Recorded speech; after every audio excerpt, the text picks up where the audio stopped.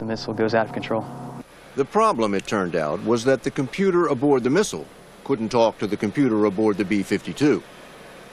3 weeks after the failed combat mission, a B-52 test-fired a reprogrammed AGM-142, and this one scored a direct hit on a target in the Utah desert.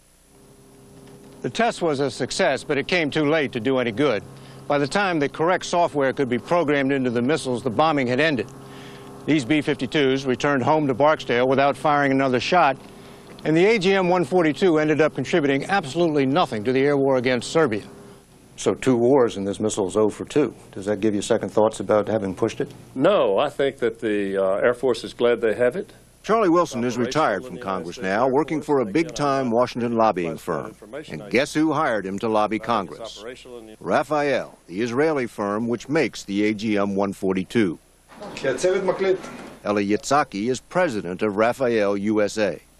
We thought that Charlie can do a good education for some of his successors to let them know what he knows. And that was a good reason to hire him. Yitzhaki insists 2 missile failures in Serbia don't change the fact that the AGM-142 gives the Air Force a unique combination of long range and pinpoint accuracy. And Charlie Wilson was just the man to spread the word among his former colleagues in Congress. He knows the best is politics. He knows people, and he knows how to educate them on subjects that are of interest to us. And that's why we hired him, and I think that it's only natural.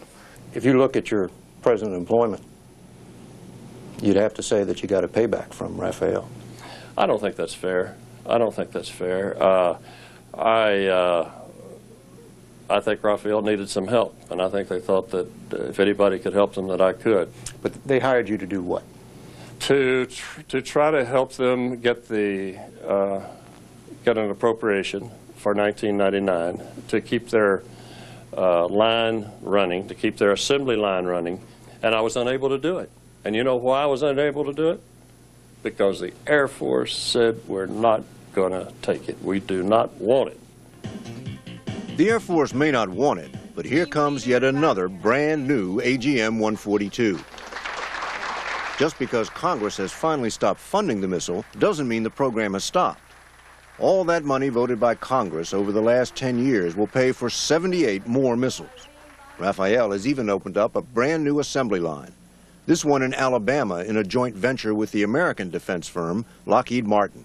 Stan Arthur, the president of Lockheed Martin's missile division, presided over the unveiling. But you know the Air Force never requested, never submitted funds for this weapon. Well, they got it, though.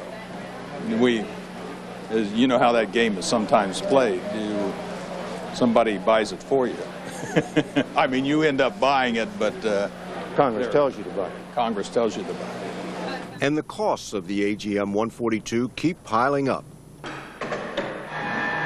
The maintenance bills are running so high, the Air Force will ask Congress for $750,000 a year just to keep the AGM-142 in good working order. Without that money, the Air Force says it will have to get rid of 90 missiles, use them for spare parts. That would bring the price tag up to $1.7 million per missile and make the AGM-142 hands down the most expensive conventional weapon in the Air Force arsenal. To this day, I believe it is a very good system. I believe it's a very effective system. If we get into another Kosovo-type operation, I believe it's the first thing that will be rolled out. It would be hard to find anybody in the Air Force who agrees with that. And as for that target in Serbia that the AGM-142 never hit, it was a communications intercept station. 2 weeks after the failed AGM-142 mission, NATO planes destroyed it with laser-guided bombs, costing $14,000 apiece. 60 Minutes 2 will continue in a moment.